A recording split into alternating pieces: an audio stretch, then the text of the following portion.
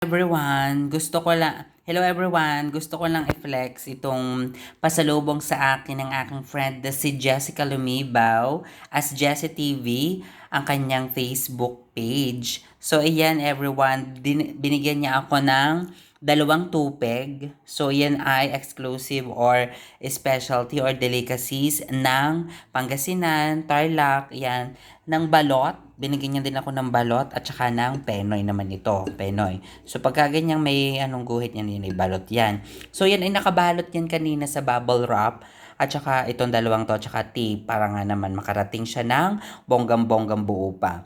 So itong tupig na ito is para yung suman na ibinange or inihaw po yan, magkabila, parang gano'n, magkabila, ibabaw, taas po yung paggagawa po niyan. At yan po ay gawa sa malagkit or glutinous rice. So, iyon. Thank you so much, Ate Jessica Lumibaw ng Bonggang-Bongga, Jessie TV. Maraming salamat sa iyong pasalubong fresh from Pinas ng Bonggang-Bongga.